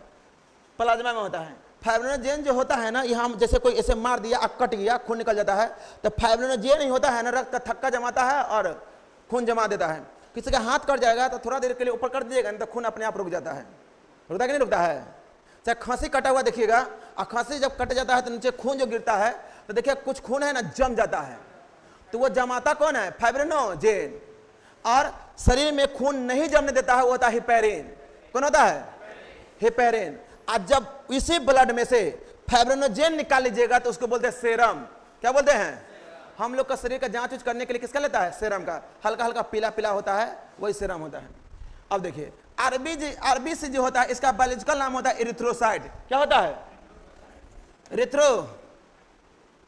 इरिथ्रोसाइट। इरिथ्रो कैसे लिखते हैं? इरिथ्रोसाइट होता है। और इसका जो कार्यकाल होता है 120 दिन होता है। और हमारे शरीर में कितना मिलियन पाया जाता है? यह लगभग 50 लाख होता है। कितना लाख होता है? 50 लाख। वहीं डब्ल्यूबीसी की बात किया जाए तो डब्ल्यूबीसी का बायोलॉजिकल नाम क्या होता है? ल्यूकोसाइट होता है। ल्यूकोसाइट होता है। और इसका कार्यकाल कितना दिन होता है? 2 से 4 दिन होता है, 2 से 4 दिन होता है। और ये हमारे शरीर में 8,000 से लेकर कितना होता है, 8 के से लेकर 10 के, 10,000 होता है। के मतलब होता है 1000, ठीक है ना। और वही प्लेटलेट जो होता है इसका होता है थ्रोम्बोसाइट होता है। क्या होता है, बायोलॉजिकल नाम थ्रोम्बोसाइट होता है। और यह हमारे शरीर में इसका कितना दिन रहता है, 7 दिन होता है। कितना दिन होता है, 7 दिन होता है। और यह हमारे शरीर में 2 मिलियन से लेकर 2 लाख से कितना होता है, 2 लाख से लेकर 2 लाख से लेकर 4 लाख होता है, 2 लाख से लेकर 4 लाख होता है। जब डेंगू काट लेता है ना तो प्लेटलेट्स गिर जाता है, नहीं गिरता है, गिर जाता है। और हमारे शरीर के वजन का 7% हिस्सा खून होता है। जितना वजन है, मान लेते हैं खल्ली का वजन है 150 किलो, तो 150 किलो का 7% शरीर में खून होगा। और हम लोग का औसतन जितना भी शरीर होता है लगभग 5.5 लीटर खून होता है। कितना लीटर होता है, 5.5 लीटर। और महिला में आधा लीटर क्या होता है, कम होता है। महिला में आधा लीटर खून क्या होता है, कम होता है। यदि औसत शरीर में 5.5 लीटर है तो महिला में कितना लीटर होगा, 5 लीटर होगा, ताकि दूसरा का खून चूस सके। ये हमारा डायलॉग नहीं है, ये खान सर का डायलॉग है, खान सर का डायलॉग है, ठीक है ना। ये 7% होता है। और हमारे शरीर में जो रक्त होता है ये भाग कलर मानेंगे बस, ठीक है ना, बांध देंगे इसको। और हमारे शरीर में जो पीएच मान होता है, रक्त का पीएच मान होता है वो कितना होता है, 7.4 होता है। कितना होता है, 7.4। बताइए रक्त जो होता है वो अम्ल होता है कि क्षार होता है, क्षार होता है। 1 से लेकर 7 तक रहेगा तो अम्ल, और 7 से जैसे ऊपर जाएगा तो क्षार होता है। तो रक्त कैसा होता है, क्षारीय। और यही आरबीसी की संख्या जब बढ़ जाएगा, ठीक है ना, आरबीसी की संख्या जब बढ़ जाएगा तो क्या हो जाएगा, इरिथ्रोसाइट। क्या होगा, इरिथ्रोसाइट। आप देखिए डब्ल्यूबीसी कई प्रकार का होता है। जैसे देखिए डब्ल्यूबीसी जो होता है, जैसे मोनोसाइट हो गया है, मोनोसाइट हो गया, ठीक है ना, मोनोसाइट हो गया। उसके बाद न्यूट्रोफिल होता है, न्यूट्रोफिल होता है। ये सब किसका हिस्सा होता है, डब्ल्यूबीसी का होता है। किसका होता है, डब्ल्यूबीसी का होता है। और थ्रोम्बोसाइट किसका बायोलॉजिकल नाम होता है, प्लेटलेट्स का। किसका होता है, प्लेटलेट्स का। ना बुझाया, प्लेटलेट्स का। बताइए हमारे शरीर में सबसे अधिक हिस्सा प्लाज्मा का होता है कि रुधिराणु का होता है, प्लाज्मा का होता है। प्लाज्मा कितना प्रतिशत होता है, आगे रुधिराणु कितना होता है, उस 45% 3 भाग होता है, आरबीसी, डब्ल्यूबीसी और प्लेटलेट्स। आरबीसी का बायोलॉजिकल नाम क्या होता है, इरिथ्रोसाइट। डब्ल्यूबीसी का बायोलॉजिकल नाम, और प्लेटलेट्स का बायोलॉजिकल नाम थ्रोम्बोसाइट। इरिथ्रोसाइट होता है, इसका कार्यकाल कितना दिन का होता है, और डब्ल्यूबीसी का और थ्रोम्बोसाइट का 7 दिन होता है। कितना दिन होता है, 7 दिन होता है।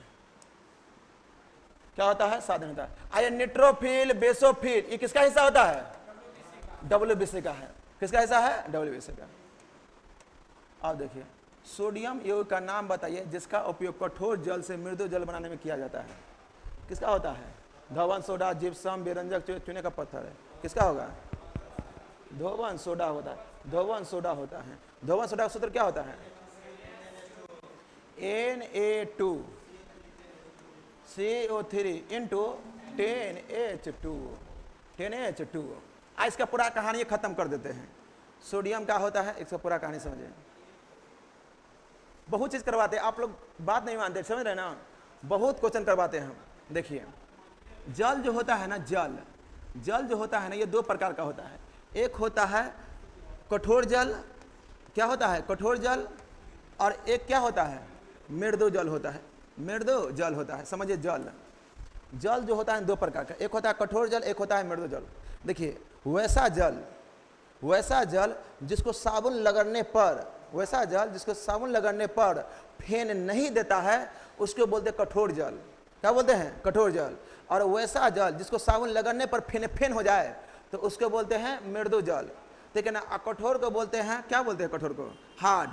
क्या बोलते हैं, हार्ड वाटर। और इसको मृदु को बोलते हैं सॉफ्ट वाटर। क्या बोलते हैं, सॉफ्ट वाटर। देखिए मेरे भाई, हम बहुत आसानी से बोले हैं, ऐसा पानी जिसको साबुन लगने से फेन हो जाए, ऐसा पानी जिसमें साबुन लगने से फेन हो जाए, क्या हो जाएगा, मृदु जल। और ऐसा पानी जिसको कितनों साबुन लगड़िए और फेने फेन ना हो जाए, क्या हो जाएगा? कठोर जल होता है। क्या होता है? कठोर जल। और मृदु जल, कठोर जल, यह किसके कारण होता है? जो मृदु जल होता है यह कैल्शियम, मैग्नीशियम, कैल्शियम और मैग्नीशियम के बाइकार्बोनेट के कारण होता है। कैल्शियम और मैग्नीशियम के बाइकार्बोनेट के कारण होता है। कैल्शियम और मैग्नीशियम के, और रुक जा भाई, बाइकार्बोनेट के कारण होता है। हम ये बताएं, जो मृदु जल होता है ये किसके कारण ही सॉफ्ट वाटर होता है? क्योंकि उसमें कैल्शियम और मैग्नीशियम के बाइकार्बोनेट के कारण होता है। और जब इसमें दूधिया चूना ये भागता कलर आता है। दूधिया चूना और चूना पत्थर मिला देंगे, दूधिया चूना और चूना पत्थर मिला देंगे, ठीक है ना? दूधिया चूना और चूना पत्थर मिला देंगे तो इसके मतलब जो होता है ना मृदु जल का कठोरता क्या हो जाएगी? दूर हो जाएगी, ठीक है ना? अब देखिए, आज जो कठोर जल होता है ये किसके कारण होता है? तो इसमें कैल्शियम और मैग्नीशियम, कैल्शियम और मैग्नीशियम के सल्फेट, कैल्शियम और मैग्नीशियम के सल्फेट और नाइट्रेट के कारण होता है। कैल्शियम और मैग्नीशियम का सल्फेट और नाइट्रेट के कारण होता है, ठीक है ना? तो हम बताएं जल दो प्रकार का होता है। एक होता है कौन सा जल? कठोर जल। एक क्या होता है? मृदु जल। कठोर जल मतलब हार्ड वाटर। क्या होता है? Hard water. और एक होता है सॉफ्ट वाटर। वैसा जल जिसको साबुन लगड़ने से फेने फेन हो जाए उसे क्या बोलेंगे? मृदु जल, सॉफ्ट वाटर। और वैसा जल किसको कितनों भी साबुन लगड़ेंगे तो फेने फेन नहीं होगा, क्या होगा? कठोर जल होगा। क्या होगा? कठोर जल। और जो जल होता है ना, जल में एक होता है अस्थायी कठोरता, एक होता है अस्थायी कठोरता। अस्थायी कठोरता और अस्थायी कठोरता। और जो सॉफ्ट वाटर होता है ना इसमें अस्थायी कठोरता होता है। कैसा कठोरता होता है? अस्थायी कठोरता होता है,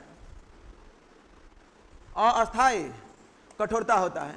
और जो हार्ड वाटर होता है ना इसमें अस्थायी कठोरता होता है। कैसा कठोरता होता है? अस्थायी कठोरता होता है, अस्थायी कठोरता होता है।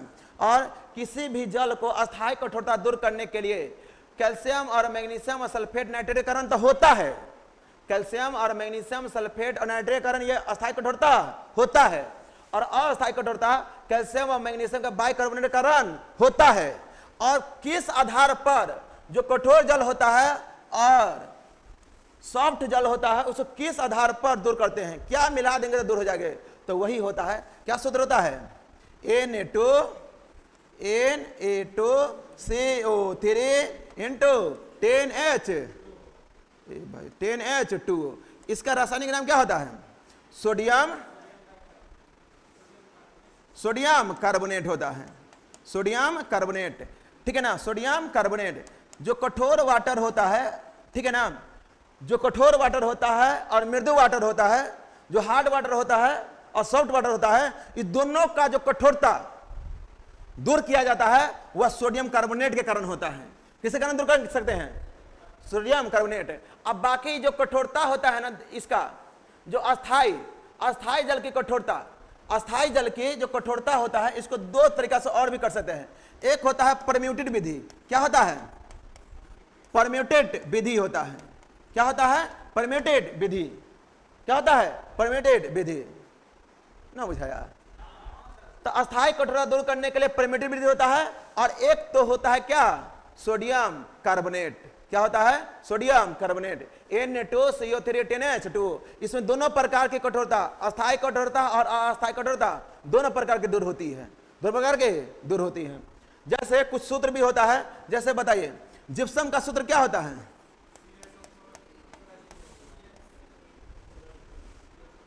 जिप्सम का सूत्र क्या होता है? CSO into 2H2। और वही प्लास्टर ऑफ पेरिस का क्या होता है? CSO4। अब बस देखिए हाथ में जब देखिए हाँ से ये होगा कैसे से देखिए हाथ टूट जाता है ना तो हम क्या लगाते हैं? प्लास्टर लगाते हैं। जब हाथ ऐसे रहेगा सीधा और टूट जाएगा तो हो जाएगा आधा। तब देखिए plaster of Paris, plaster of Paris. और जैसे प्लास्टर लगेगा तो हाथ कितना हो जाएगा? आधा हो जाएगा। तो यहाँ 1/2 हो जाएगा, 1/2। लुक जा ये बहुत नाटक करता है, मारेंगे इसको एक दिन। 1/2 और H2O होता है, ये दोनों बहुत कंफ्यूजन होता है। जिप्सम में होता है CaSO4 × 2H2O, और प्लास्टर ऑफ पेरिस में होता है CaSO4 1/2 H2O, 1/2 H2O। जब प्लास्टर ऑफ पेरिस टूटेगा ना हाथ आधा हो जाता है, नहीं होता आधा। प्लास्टर ऑफ पेरिस क्या होता है, दोनों में सेम है, यहाँ पर 2 होता है, ठीक है ना। जिप्सी में बैठाएंगे 2 आदमी को, जिप में कितने बैठाएंगे, हाथ टूटेगा तो हाथ कितना हो जाएगा, आधा हो जाएगा। तो CaSO4 1/2 H2O, CaSO4 1/2 H2O। और जिप्सम क्या होता है CaSO4 2H2O। और सोडियम कार्बोनेट क्या होता है Na2CO3 10H2O। और एक होता है बेकिंग सोडा। बेकिंग सोडा क्या होता है, बेकिंग सोडा जो खाने वाला सोडा होता है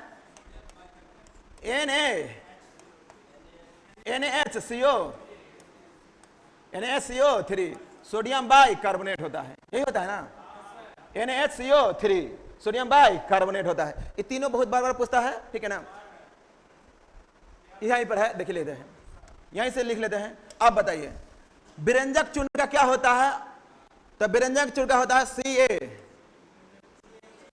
इसका होता है कैल्शियम हाइपोक्लोराइड होता है, नहीं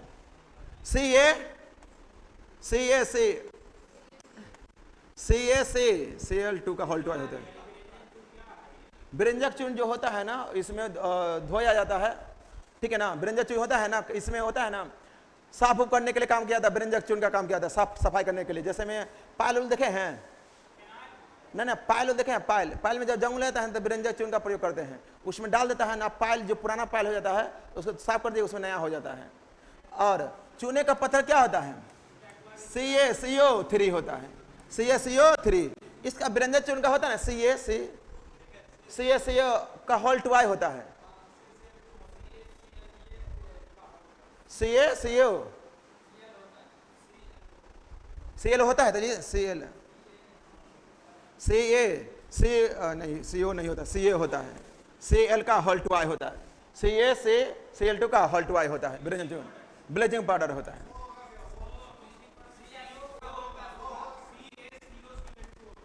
बोला था CaClO Ca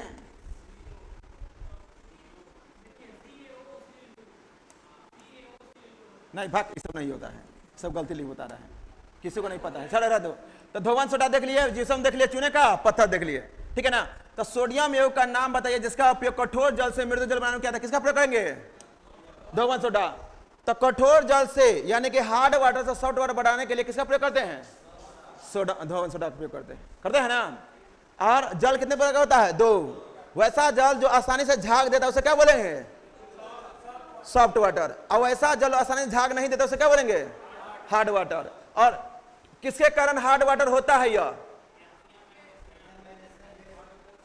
किसके कारण हार्ड वाटर, कैल्शियम मैग्नीशियम का सल्फेट और नाइट्रेट, कैल्शियम और मैग्नीशियम सल्फेट और नाइट्रेट। और किसके कारण यह सॉफ्ट वाटर होता है, कैल्शियम और मैग्नीशियम के बाइकार्बोनेट, कैल्शियम और मैग्नीशियम के बाइकार्बोनेट। और इसकी मृदु वाटर बनाया जाता है किससे, किसके डालने से, दूधिया और चूना पत्थर, दूधिया चूना और चूना पत्थर डालने से होता है। अब देखिए ये हो गया, एक ही क्वेश्चन दो है। निम्नलिखित में से किस संगठन के ने सारथी मोबाइल ऐप लॉन्च किया था, तो सारथी मोबाइल ऐप लॉन्च कौन किया था, सेबी किया है। देखिए सेबी का होता है, सेबी का जो स्थापना हुआ था, सेबी का स्थापना यह 12 अप्रैल है ना 1988 को। और इसके लिए एक्ट आया था, अधिनियम आया था 1992 में आया था, 1992 में आया था। और वर्तमान में सेबी का है कौन अध्यक्ष है, माधेपुरी बुच है ना, माधेपुरी बुच है सेबी का अध्यक्ष है। और सेबी का जो मुख्यालय है वह मुंबई में है। कहाँ पड़ता है यह, मुंबई में। सेबी का मुख्यालय कहाँ पे है, मुंबई में है। सेबी का मुख्यालय कहाँ है, मुंबई में है। और सेबी एक बताइए यह संवैधानिक संस्था है कि वैधानिक संस्था है, वैधानिक संस्था है। इसके संविधान में कोई चर्चा है, नहीं चर्चा किया गया है, ठीक है ना। तो इसका क्या है, कौन, सेबी। एकमात्र यही संस्था है, एकमात्र यह संस्था है जो स्थापना पहले होता है, अधिनियम बाद आता है। सभी के लिए अधिनियम पहले आता था और स्थापना बाद में होता है। एकमात्र संस्था सभी है जिसके लिए स्थापना पहले हो जाता है 12 अप्रैल 1988 और अधिनियम बाद में आता 4 साल के बाद, एक्ट 1992, एक्ट 1992। ठीक है ना?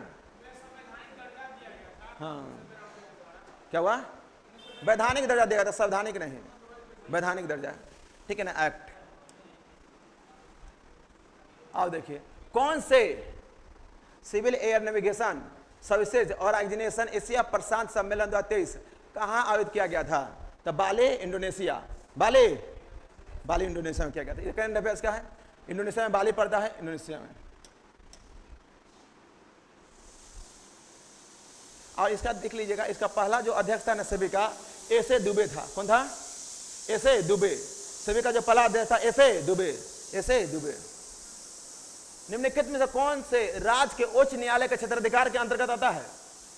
आप जानते हैं जो राज्य सरकार, जो हाई कोर्ट होता है, वह आर्टिकल 226 के तहत 5 प्रकार का रेट जारी करता है, और केंद्र जो होता है आर्टिकल 32 के तहत वो भी 5 प्रकार का रेट जारी करता है। और इसके रेट के अलावा राज्य सरकार के यानी हाई कोर्ट के पास कुछ अपीलीय क्षेत्राधिकार के पास कुछ पावर होता है, जैसे प्रारंभिक क्षेत्राधिकार होता है, अपीलीय क्षेत्राधिकार होता है और निरीक्षण क्षेत्राधिकार होता है। अब परामर्श संबंधी क्षेत्राधिकार जो होता है ना, ये सुप्रीम कोर्ट के पास होता है, हाई कोर्ट के पास नहीं होता है। होता है क्या? भारत के राष्ट्रपति क्या हाई कोर्ट से सलाह लेता है? नहीं, वह सुप्रीम कोर्ट के मुख्य न्यायाधीश से सलाह लेता है, नहीं लेता है, आर्टिकल 143 के तहत। बाकी यहां बात किया जाए प्रारंभिक क्षेत्राधिकार, अपीलीय क्षेत्राधिकार, अनिरीक्षण क्षेत्राधिकार, ये किसके पास होता है? हाई कोर्ट के पास होता है। ठीक है ना?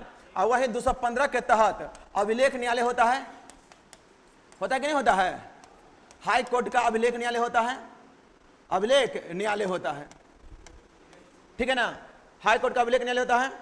ठीक है? और किसी भी राज्य में एक हाई कोर्ट होगा, इसका चर्चा किस आर्टिकल में है? 216 में है, 216। तो इसका 1 2 3 आंसर होगा, 1 2 3। इसको मिला दीजिए तो ग्राम पंचायत का चर्चा किस आर्टिकल में है? ग्राम पंचायत की चर्चा आर्टिकल 40, आर्टिकल 40। ग्राम पंचायत की चर्चा आर्टिकल 40, आर्टिकल 40। और एक समान नागरिक संहिता किसमें है? यह 44 में है। और कृषि और पशुपालन 48, और कार्यपालिका से न्यायपालिका पृथक्करण 50। देखिए आर्टिकल, देखिए राज्य की नीति तत्व को चर्चा जो किया गया है ये आयरलैंड से लिया गया है, और 36 से लेकर 51 तक इसका चर्चा किया गया है। 36 में क्या किया गया? परिभाषा है ना? उसके बाद राज्य की नीति तत्व बाद योग नहीं होता, 37 में होता है ना? सामाजिक, आर्थिक और नैतिक न्याय किसमें है? 38 में है कि नहीं है? उसके बाद समान कार्य के लिए समान वेतन मिलेगा 39 में है। ग्राम पंचायत का गठन 40 में है। उसके बाद काम, शिक्षा, रोजगार पाने का अधिकार 41 में है। प्रसूति सहायता 42 में है। कुटीर उद्योग 43 में है। और समान नागरिक सिविल सहायता 44 में है। समान नागरिक सिविल सहायता जो होता है वह आर्टिकल 44 में है। यह आज़ादी से पहले गोवा में लागू हुआ था और आज़ादी के बाद उत्तराखंड में लागू हुआ है। आज़ादी के बाद कहाँ लागू हुआ है? उत्तराखंड में। और वह लागू हुआ था 10 फरवरी 2024 को, 10 फरवरी 2024 को। समान नागरिक सिविल सहायता समझते क्या होता है? नहीं समझते हैं? जैसे देखिए समान नागरिक सिविल सहायता जो होता है ना, समझिए, मान लेते हैं एक देख, समझिए, मान लेते हैं एगो है, किसका नाम ले ले? मांगो भक्त कन्या भी के नाम में लेना पड़ेगा ना। देखिए एगो राजू है, एगो रानी है। कौन है? रानी। ठीक है ना? सपोज कीजिए राजू की रानी, ये दोनों रह रहा है कहाँ पे? गोवा में। ठीक है ना? अब दोनों में प्यार मोहब्बत हो गया और एक दूसरे का दिल दे दिया। क्या दे दिया? दिल दे दिया। ठीक है ना? दोनों का ब्याह हो गया, और जैसे ही ब्याह हुआ तो अपना यहाँ बिहार में ब्याह होगा या दूसरा राज्य में ब्याह होगा ना, तो एगो पहले क्या होगा? नागिन डांस होगा।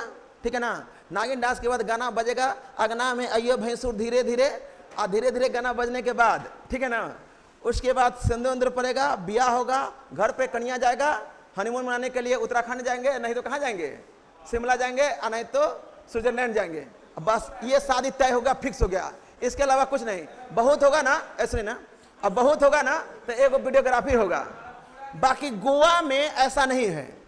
गोवा में सभी धर्म के लिए, वो हिंदू हो, ईसाई हो, पारसी हो, जैन हो, कोई भी धर्म का व्यक्ति हो, उसका यदि ब्याह हो जाता है, नागिन डांस हो गया, सिंदूर पड़ गया तो उसको हर हालात में सुप्रीम कोर्ट में जाकर रजिस्ट्रेशन कराना ही पड़ेगा, चाहे वह किसी भी धर्म का हो, महिला को भी और पुरुष को भी। इसको बोलते हैं पुरुष वाला नागरिक और महिला वाला नागरिक, दोनों के लिए यहां पर समान कानून हो गया। क्या हो गया? समान कानून हो गया, ठीक है ना। दूसरा, हाँ, यदि मान लेते हैं मुस्लिम धर्म पहले क्या होता था, महिला को यदि पुरुष कर देता तलाक तलाक तलाक तो तलाक बनाता था। बाकी गोवा में ऐसा नहीं है। गोवा में यदि पुरुष भी कह दिया तलाक तलाक तलाक और इधर से महिला भी कह देगा उससे पहले तलाक तलाक तलाक, तो दोनों का शादी क्या हो जाएगा? टूट जाएगा, ठीक है ना। तो एक तरफ से यहां पर महिला के लिए भी कानून लागू होता है और पुरुष के लिए लागू होता है। अब पहले क्या होता था, कोई भी व्यक्ति खाली से पुरुष कर देता तलाक तलाक तलाक तो शादी टूट जाता था, ठीक है ना। बाकी गोवा और उत्तराखंड में हो गया है क्या, अब कोई भी धर्म का व्यक्ति यदि पुरुष 3 बार तलाक तलाक तलाक कह देगा, ठीक है ना, तो वो मान्य नहीं हुआ जब तक कि महिला तलाक तलाक तलाक नहीं कह देगी तब तक, ठीक है ना। इसी को बोलते हैं यहाँ एक नागरिक दूसरे नागरिक पर कानून लागू होता है, समझे ना। आप ब्याह कर लिए तो अपने यहाँ नागिन डांस होता है, वीडियोग्राफी होता है, ठीक है ना, और उसके बाद शादी तय हो गया, शादी संपन्न। क्या रजिस्ट्रेशन करवाते हैं? नहीं होता है। बाकी गोवा में कराना पड़ेगा, गोवा में कराना पड़ेगा, ठीक है ना। तो यही होता है, समान सबके लिए क्या होता है? समान कानून होता है, बुझला। रानी से रानी लई हो तो रजिस्ट्रेशन करवावे को पड़ी, रजिस्ट्रेशन करवाने को पड़ी, ठीक है ना। और लड़की का शादी होता है, सुनिए एक बात देखिएगा, लड़की का ब्याह होता है, लड़की का ब्याह होता है तो अधिकांश समय समझिएगा मायके बतियाइए। जिस लड़की का ध्यान शादी के बाद मायके की तरफ ज्यादा है, ठीक है ना, यदि उसका समर्पण मायके की तरफ ज्यादा है तो समझ लीजिएगा उस घर में महाभारत शुरू होने वाला है, ठीक है ना। जिस घर में शादी के बाद यदि लड़की का ध्यान मायके की तरफ ज्यादा है तो समझ लीजिए उस घर में महाभारत शुरू होने वाला है, ठीक है ना। तो उस घर में लड़की का ब्याह हो जाना चाहिए, तो शादी होता है ना, मायके बहुत कम बताना चाहिए, ठीक है ना। हमेशा उसका मतारी होगा और उसका जो बहन होगा हमेशा उकसाएगी, अरे तोहर ननद ऐसे हो लोग, ओकर ननद ऐसे है, ससुरा ऐसे करे छे, ससुरा के देहात ना जाती है, ठीक है ना, खूब उकसाएगा, खूब उकसाएगा, ठीक है ना। ससुरा जब कपड़ा फूलने के रख देगा ना तो नहीं खींचना, खूब सिखाएंगे अपना बेटिया को, खूब सिखाएंगे, ठीक है ना।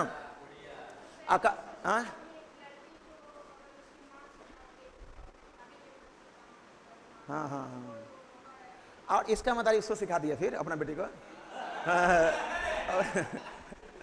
यह सब अपना बेटी को सिखाती है, ऐसा नहीं है, सब अपना बेटी को सिखाती है। नया में आएगा ब्याह का कन्या, बाप रे, पहले इतना पर झुलपी ऐसे जाएगा, ऐसे ऐसे कर लेगा, ठीक है ना, ससुर के सामने में। और जैसे ही था 1-2 महीना साल भर बीता, एक बार ऐसे कोठा मार के ऐसे बैठा, ठीक है ना, वो लड़ाई स्टार्ट होता है, वो महाभारत पूछिए मत, ठीक है ना, बहुत खतरनाक होता है।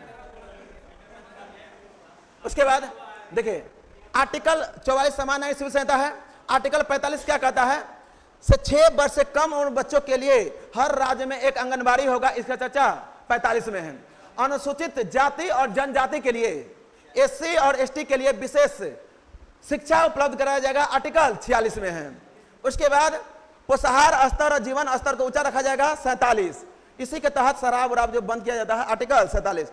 एग्जाम देके आ रहे थे, बाप रे, स्टेशन के बगल में जो था ना, इतना बिहार के लेकर भीड़ लगा रहा था शराब की दुकान पर, सब बियर खरीद रहा था, सब का सब एकदम खाली बिहारी था वहां पे, खाली बिहारी।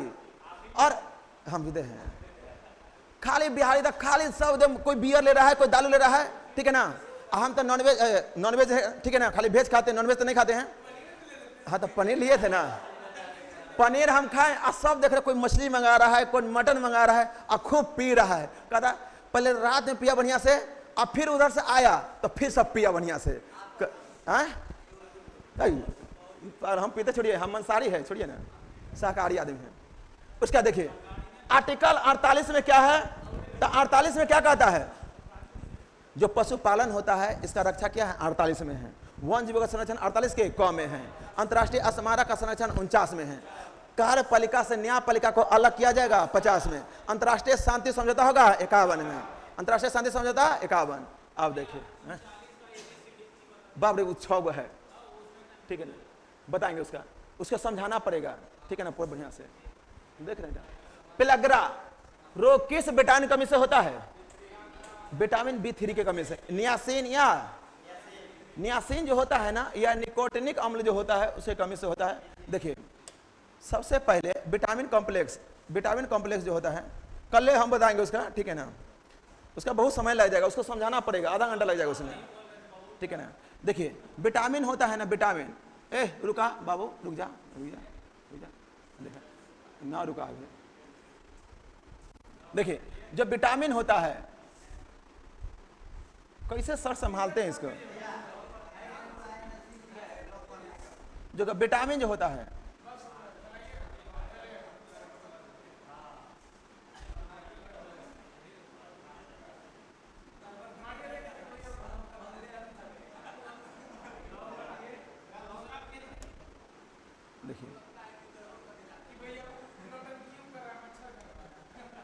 देखिए विटामिन जो होता है ना, विटामिन का सबसे पहले जो व्याख्या किया था वो लेमरल ने किया था।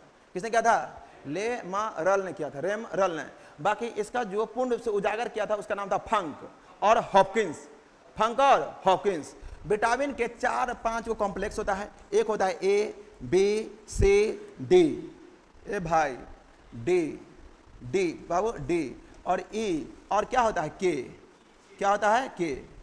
और B के बहुत सारा कॉम्प्लेक्स होता है, जैसे में होता है B1, क्या होता है B1, B2, B3, B4 नहीं होता है, B5, B6, उसके बाद B7, उसके बाद B9 और B12 होता है। जो विटामिन ए होता है इसका रासायनिक नाम होता है रेटिनॉल। क्या होता है? रेटिनॉल। अब विटामिन सी का होता है क्या? एस्कॉर्बिक अम्ल। क्या होता है? एस्कॉर्बिक अम्ल होता है। इसका होता है रेटिनॉल। क्या होता है? रेटिनॉल। और सी का क्या होता है? Ascorbic acid. एस्कॉर्बिक एसिड होता है, एस्कॉर्बिक एसिड होता है। और डी का क्या होता है? कैल्सीफेरॉल। क्या होता है? कैल्सीफेरॉल होता है, कैल्सीफेरॉल होता है। और ए का क्या होता है? टेकोफेरॉल होता है, टेकोफेरॉल होता है। और के से क्या होता है? फिलोक्विनोन होता है। देखिए अब विटामिन B1 का क्या होता है? थायमिन। B1 का क्या होता है? थायमिन। अब B2 का राइबोफ्लेविन होता है, राइबोफ्लेविन होता है। अब B3 का क्या होता है? क्या होता है? नियासिन। क्या होता है? नियासिन। B5 का पेंटोथेनिक होता है, पेंटोथेनिक होता है, पेंटोथेनिक होता है। अब B6 का पायरोडॉक्सिन, पायरोडॉक्सिन होता है, पायरोडॉक्सिन होता है। वहीं बात किया जाए B7 का, एक चीज और, विटामिन B7 को विटामिन H भी कहा जाता है। और इसको क्या कहा जाता है? बायोटीन होता है। अब विटामिन B9 को क्या बोलते हैं? फॉलिक अम्ल होता है, फॉलिक अम्ल होता है। और B12 क्या होता है?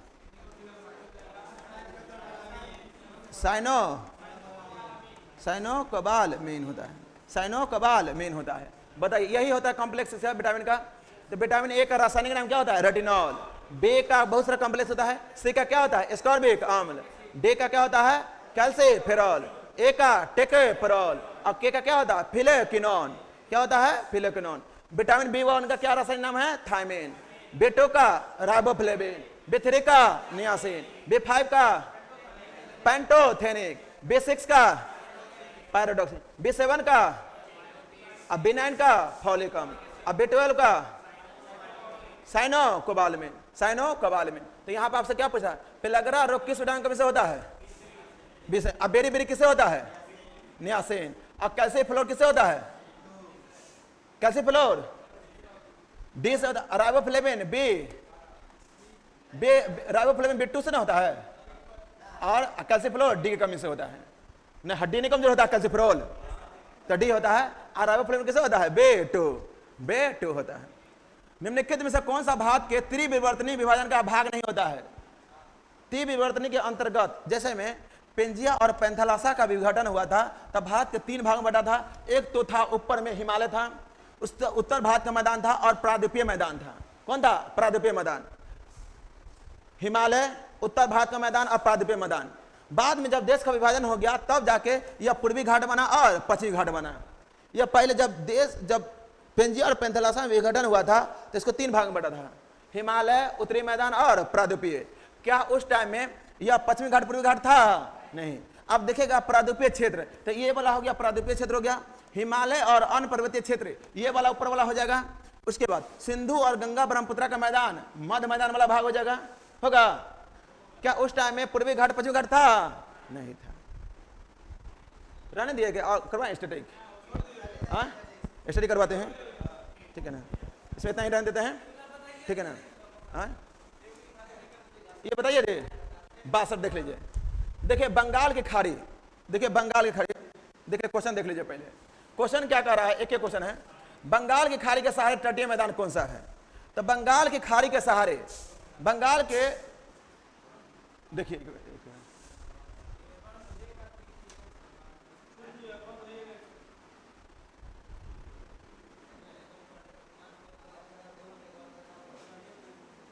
देखिए बंगाल की खाड़ी के सामने देखिए यहां पर तटवर्ती मैदान उसे कहा जाता है जिसे समुद्र से लगा हुआ है। किसे बोलते हैं? समुद्र से लगा हुआ है। देखिए गुजरात से यहां से आइएगा, यहां से लेकर यहां तक मुंबई का तट को बोलते हैं कठियावाड़ का तट। कौन सा तट बोलते हैं? कठियावाड़ का तट बोलते हैं। उसके बाद मुंबई से लेकर और पणजी तक गोवा के तट को बोलते हैं कोंकण का तट। कौन सा तट बोलते हैं? कोंकण का तट बोलते हैं। और गोवा से लेकर और मरमुगांव के तट को बोलते हैं, उसके कौन सा तट बोलते हैं? किनारे का तट या कन्नड़ का तट, किनारे या कन्नड़ का तट। और मरमुगांव से लेकर कन्याकुमारी का तट को इसको क्या बोलते हैं? मलाबार का तट बोलते हैं, मलाबार तट बोलते हैं। और वही कन्याकुमारी से लेकर कृष्णा नदी के तट को, कृष्णा नदी के तट को क्या बोलते हैं? कोरोमंडल का तट बोलते हैं। क्या बोलते हैं? कोरोमंडल का तट बोलते हैं। और कृष्णा से लेकर महानदी के तट को उसे क्या बोलते हैं? गोलकुंडा का तट बोलते हैं, गोलकुंडा का तट बोलते हैं, गोलकुंडा का तट बोलते हैं। और यह महानदी से लेकर स्वर्णरेखा नदी के तट को, ठीक है ना, उत्तरी सरकार का तट बोलते हैं। क्या बोलते हैं? उत्तरी सरकार का तट बोलते हैं, उत्तरी सरकार तट बोलते हैं। और यहां से स्वर्णरेखा नदी से लेकर हुबली नदी के तट को उत्कल तट बोलते हैं। क्या बोलते हैं? उत्कल तट। क्या बोलेंगे? उत्कल तट। तब पश्चिमी घाट और पूर्वी घाट का कुछ तट का नाम है।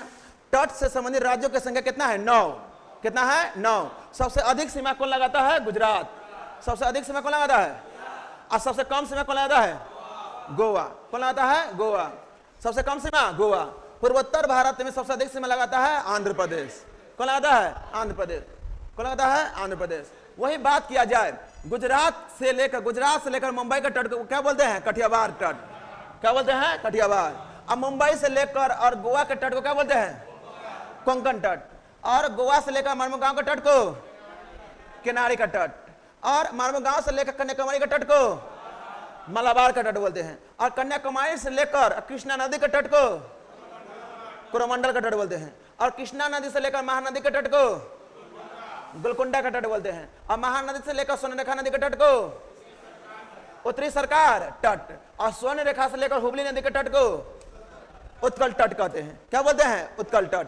तो आपका क्या पूछा हुआ था क्वेश्चन? तो यहां देखिए क्वेश्चन पूछा हुआ था, क्या भाग गया, समझ गए ना?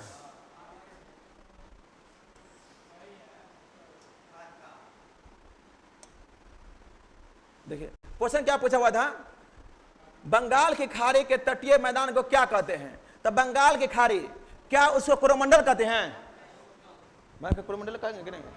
कहा कि यहाँ पे बंगाल खाड़ी से नहीं चिपक रहा था इधर, तो कोरोमंडल था ही। और कन्नड़ किस साइड था? अरब सागर से था। मलाबार किस साइड से था? अरब सागर से था। और कोंकण किस साइड से था? अरब सागर से था। और बंगाल खाड़ी से कौन था? कोरोमंडल। कौन था? कोरोमंडल नहीं था। और रहने देते इसमें देखिए पलार पानी क्या होता है? वर्षा जल को क्या बोलते हैं? पलार पानी। देखिए राजस्थान में अपने यहाँ जो वर्षा पानी कहते हैं ना, तो राजस्थान में वर्षा पानी को कहते हैं पलार पानी। भले है आसान देखने में, बाकी बढ़िया बढ़िया लड़का का हालत खराब हो गया क्वेश्चन बनाने में इसको, ठीक है ना। जो मारा हुआ अंजादी उसी का सही होगा, ठीक है ना। तो ये जो होगा ना पलार पानी, राजस्थान में वर्षा जल को कहते हैं। राजस्थान के वर्षा जल को क्या कहते हैं? पलार पानी। क्या बोलते हैं, प्रवर्तनीय। संविधान के किस अनुच्छेद में निर्वाचन आयोग का चर्चा है? आर्टिकल 324। ठीक है ना, इतना रहने देते हैं ना, फिर से नहीं होगा, ठीक है, इतना रहने देते हैं, ठीक है ना।